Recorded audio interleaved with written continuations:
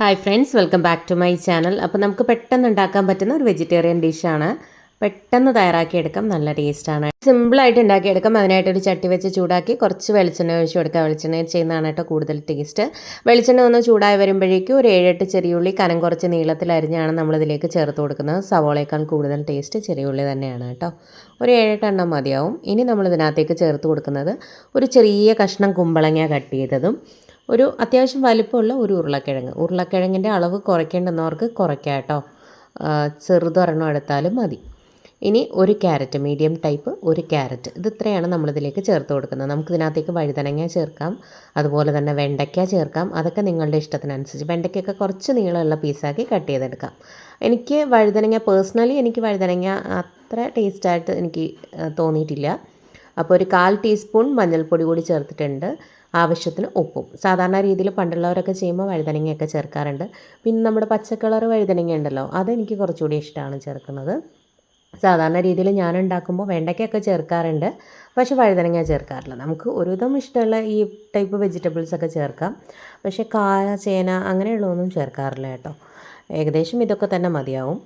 ഇതിലേക്ക് നമ്മൾ ഒരു 2 പച്ചമുളകും ആവശ്യത്തിന് കറിവേപ്പിലയും കൂടി ചേർത്ത് കൊടുത്തു. ഇപ്പോൾ ഉരുളക്കിഴങ്ങും വെണ്ടയ്ക്കയും മാത്രം നിങ്ങളുടെ കയ്യിലുള്ളൂ എന്നുണ്ടെങ്കിലും നിങ്ങൾക്ക് ഈ ഒരു കറി ഉണ്ടാക്കാം. അതുപോലെ തന്നെ ഉരുളക്കിഴങ്ങും ക്യാരറ്റും ചെറിയ ഉള്ളി മാത്രം ഉണ്ടെങ്കിലും നിങ്ങൾക്ക് ഈ ഒരു കറി ഉണ്ടാക്കാം. എങ്ങനെ വേണമെങ്കിലും ചെയ്യാം കേട്ടോ. കുമ്പളങ്ങ വേണ്ടെങ്കിൽ ഒഴിവാക്കാം. അങ്ങനെ പല രീതിയിൽ ചെയ്യാം, നമ്മളുടെ ഇഷ്ടത്തിനനുസരിച്ച്. നമ്മുടെ കയ്യിലുള്ള ഞാൻ ഈ പറഞ്ഞ 1-2 കൂട്ടം പച്ചക്കറികളുണ്ടല്ലോ, അതിലേതൊക്കെ നമ്മുടെ കയ്യിലുണ്ടോ അതൊക്കെ യൂസ് ചെയ്യാം. ഇനി ഇതിനകത്തേക്ക് ഇത് വേവാൻ ആവശ്യത്തിനുള്ള വെള്ളം കൂടി ഒഴിച്ചു കൊടുക്കാം. എന്നിട്ട് ഇത് നന്നായിട്ടൊന്ന് തിളച്ച് വെന്ത് വരട്ടെ. ഉരുളക്കിഴങ്ങൊന്നും അങ്ങ് ഉടഞ്ഞു പോരുത്, എന്നാൽ നന്നായി വേവ് വേണം. ആവശ്യത്തിന് ഉപ്പും കൂടി ചേർക്കണം കേട്ടോ. ഉപ്പ് ചെക്ക് ചെയ്യുക, എക്സ്ട്രാ വേണം എന്നുണ്ടെങ്കിൽ ചേർത്ത് കൊടുക്കാൻ മറക്കരുത്. വെള്ളമൊക്കെ ഒഴിക്കുമ്പോൾ ഒന്ന് ചെക്ക് ചെയ്ത് നോക്കുക. അപ്പോൾ അത്യാവശ്യം നന്നായിട്ട് തിളച്ച് വെള്ളമൊക്കെ ഒന്ന് വറ്റി നമ്മുടെ വെജിറ്റബിൾസൊക്കെ ഒന്നൊരു 70-80% വെന്ത് വന്നിട്ടുണ്ട്. അപ്പോൾ ഞാൻ ഇതിനകത്തേക്ക് മുരിങ്ങക്കായ ഇട്ട് കൊടുക്കുന്നുണ്ട്. ഒരെണ്ണമാണ് കേട്ടോ, ഓപ്ഷണലാണ്. ഉണ്ടെങ്കിൽ ചേർത്ത് കൊടുക്കാം, ചേർത്ത് കൊടുത്താൽ പ്രത്യേക സ്വാദാണ്. അപ്പോൾ ഞാൻ പറഞ്ഞ പോലെ ഇതിലേത് വേണമെങ്കിലും നിങ്ങൾക്ക് ഒഴിവാക്കാം, ചേർത്താലും ടേസ്റ്റാണ്. എല്ലാം ചെറിയൊരു അളവിൽ മതിയാവും കേട്ടോ. മുരിങ്ങക്കായ ചേർത്ത് കൊടുക്കുന്നത് നിങ്ങൾ ആദ്യം ചേർത്ത് കൊടുത്താൽ ഇതെല്ലാം വെന്ത് വരുമ്പോഴത്തേക്ക് ഉടഞ്ഞു പോകും. അതുകൊണ്ടാണ് ഈ ഒരു പരുവത്തിൽ ചേർത്ത് കൊടുത്തത്. ഇനി നമുക്ക് അത്യാവശ്യം നല്ല വലുപ്പമുള്ള ഒരു നല്ല പഴുത്ത തക്കാളി ചേർക്കുന്നുണ്ട്.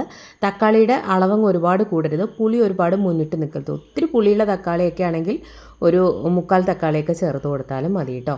അപ്പോൾ മീഡിയം ടൈപ്പൊക്കെ ആണെങ്കിൽ ഒരു 1.5 തക്കാളിയൊക്കെ ചേർത്ത് കൊടുക്കാം. അതൊക്കെ നിങ്ങളുടെ ടേസ്റ്റിനനുസരിച്ച്. പുളി ഓവർ ആവരുത്, എന്നാൽ പുളി വേണം താനും, ആ ഒരു രീതിയിൽ. പുളി മുന്നിട്ട് നിൽക്കരുത് കേട്ടോ. തക്കാളി നിങ്ങൾക്ക് വേണം എന്നുണ്ടെങ്കിൽ നമ്മുടെ വെജിറ്റബിൾസ് വഴറ്റിയല്ലോ, ആ സമയത്ത് വേണമെങ്കിലും തക്കാളി ചേർത്ത് കൊടുക്കാം. അപ്പോൾ ഇനി ഇത് ഒന്നുകൂടെ ഒന്ന് തിളച്ച് നമ്മുടെ തക്കാളിയൊക്കെ ഒന്ന് സോഫ്റ്റായിട്ട് ആ മുരിങ്ങയും കൂടി ഒന്ന് വെന്ത് വരട്ടെ. ഈ സമയത്ത് നമുക്ക് അതിനകത്തേക്കുള്ള അരപ്പ് തയ്യാറാക്കിയെടുക്കാം. അരപ്പങ്ങ് ഒരുപാട് കൂടരുത്, ഒരുപാട് ടേസ്റ്റ് കൂട്ടിക്കഴിഞ്ഞ് കുറുക്കി എടുത്തു കഴിഞ്ഞാൽ ആ ഒരു ടേസ്റ്റ് ഉണ്ടാവില്ല. അതുകൊണ്ട് തന്നെ കുറച്ച് അരപ്പ് ചേർത്ത് കൊടുത്താൽ മതി, ഒത്തിരി അരപ്പ് ചേർക്കരുത് കേട്ടോ. ഞങ്ങളുടെ കൊല്ലത്തോട്ടൊക്കെ ഒരുവിധം എല്ലാ വീടുകളിലും എല്ലാ ദിവസവും ഉണ്ടാക്കുന്ന ഒരു കറിയാണ്. നല്ല ടേസ്റ്റാണ്. ശരിക്കും പറഞ്ഞാൽ ഈ ഒരു കറി മാത്രം മതി കേട്ടോ ചോറിനാൻ. അത്രയും ടേസ്റ്റി ആയിട്ടുള്ള റെസിപ്പിയാണ്. മസ്റ്റായിട്ടും നിങ്ങൾ ട്രൈ ചെയ്യുക. അപ്പോൾ എനിക്ക് കറിയൊക്കെ ഉണ്ടാക്കാൻ മടിയുള്ളപ്പോഴും ഇപ്പോൾ എന്താ ചെയ്യുകയെന്ന് ആലോചിച്ച് ഇനിയിപ്പോൾ ഇന്ന് എന്താ കറി ഉണ്ടാക്കുക എന്നൊക്കെ ഒരു കൺഫ്യൂഷൻ അടിച്ച് നമ്മൾ നിൽക്കുമ്പോൾ ഒക്കെ പെട്ടെന്ന് ഉണ്ടാക്കിയെടുക്കാൻ പറ്റുന്നൊരു കറിയാണ് കേട്ടോ. അപ്പോൾ ഇതിനകത്തേക്ക് ഒരു 1.5 പിടിയോളം തേങ്ങ എടുക്കാം. 1.5 പിടി അങ്ങ് നിറച്ചെടുക്കണ്ട.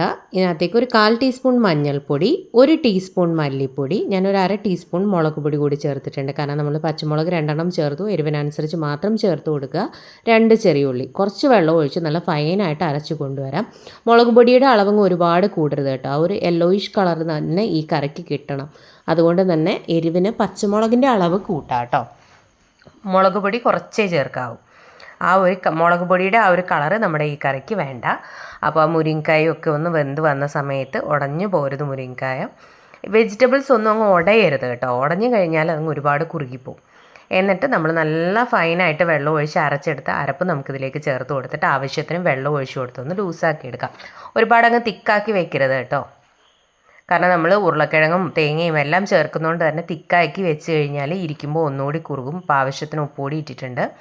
അപ്പോൾ ഒത്തിരി കുറുകി കഴിഞ്ഞാലും ടേസ്റ്റ് ഉണ്ടാവില്ല. ഒരു മീഡിയം പരുവത്തിൽ, അപ്പോൾ കുറച്ചുകൂടി വെള്ളം ഒഴിച്ച് ഞാൻ ഒന്നുകൂടെ ഒന്ന് ലൂസാക്കി എടുക്കുന്നുണ്ട്. ഒരു മീഡിയം പരുവത്തിൽ വെക്കണം. അപ്പോൾ തണുക്കുമ്പോൾ ഒരു ഇത്തിരി കൂടി ഒന്ന് കുറുകും. അങ്ങനെയാണ് കേട്ടോ. ഒരുപാടങ്ങ് വെള്ളം പോലെ ആവരുത്, എന്നാൽ തിക്കായി ഇരിക്കാനും പാടില്ല. ആ ഒരു പരുവത്തിൽ വേണം നമുക്ക് ഈ കറി എടുക്കാൻ.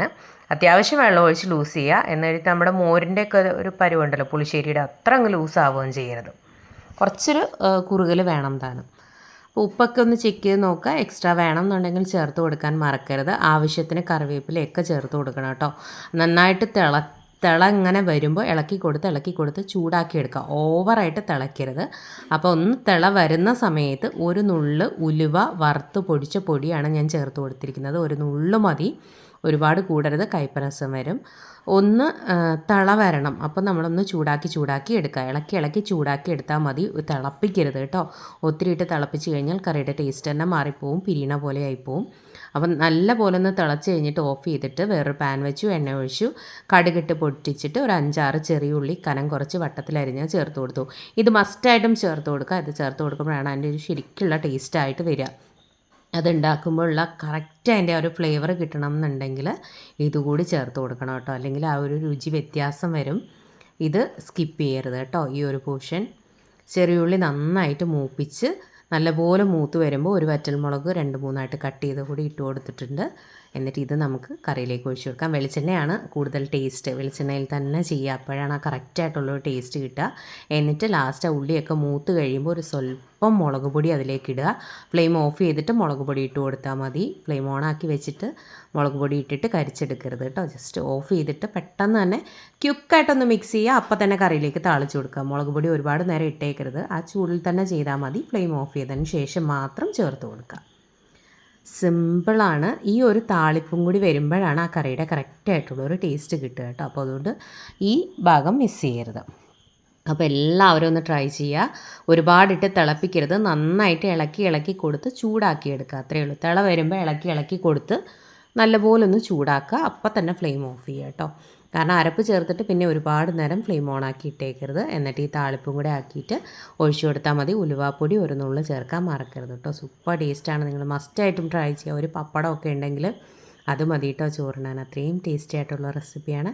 ട്രൈ ചെയ്തിട്ട് ഫീഡ്ബാക്ക് അറിയിക്കണം. ഇതുപോലെയുള്ള റെസിപ്പീസൊക്കെ ഇഷ്ടമാകുന്ന ഫ്രണ്ട്സിനും ഫാമിലിയിലും ഒക്കെ ഉള്ളവരുണ്ടെന്നുണ്ടെങ്കിൽ വീഡിയോസ് ഒന്ന് ഷെയർ ചെയ്ത് കൊടുക്കണേ. ചാനലൊന്ന് സപ്പോർട്ട് ചെയ്യാൻ പറയാം. അതുപോലെ ഇതുവരെ ചാനൽ സബ്സ്ക്രൈബ് ചെയ്യാതെ വീഡിയോ കാണുന്ന ആരെങ്കിലും ഉണ്ടെങ്കിൽ ചാനൽ ഇഷ്ടമായിട്ടുണ്ടെങ്കിൽ ഒന്ന് സബ്സ്ക്രൈബ് ചെയ്തേക്കണേ. അതുപോലെ തന്നെ ലൈക്ക് ചെയ്യുക, ഷെയർ ചെയ്യുക, കമൻറ്റ് ചെയ്യുക, ഹൈ ബട്ടൺ ഒന്ന് പ്രസ് ചെയ്യാനും മറക്കരുത്. എന്തെങ്കിലും സജഷൻസ് ഒക്കെ ഉണ്ടെന്നുണ്ടെങ്കിൽ കമൻറ്റ് ബോക്സിൽ കമൻറ്റ് ചെയ്തിരുന്നാൽ മതി. എന്തെങ്കിലും ഡൗട്ട്സ് ഒക്കെ ഉണ്ടെന്നുണ്ടെങ്കിൽ ചോദിക്കാവുന്നതാണ്, റിപ്ലൈ തരുന്നതായിരിക്കും. വ്യത്യസ്തമായ എന്തെങ്കിലും റെസിപ്പി ട്രൈ ചെയ്യാൻ ആഗ്രഹമുള്ളവർക്ക് ജസ്റ്റ് ഒന്ന് കമൻറ്റ് ചെയ്യട്ടെ. നമുക്ക് നെക്സ്റ്റ് വീഡിയോ ആയിട്ട് ട്രൈ ചെയ്ത് നോക്കാം. അപ്പോൾ ഇന്നത്തെ എൻ്റെ ഉച്ചയൂണ് എന്താണെന്ന് നോക്കിയാലോ. അപ്പോൾ ഈ കറിയും കുറച്ച് പച്ചമാങ്ങ ചമ്മന്തിയും ബീട്രൂട്ട് തോരനും ഒരു മുട്ട പൊരിച്ചത് വേണം. Thank you friends, thanks for watching.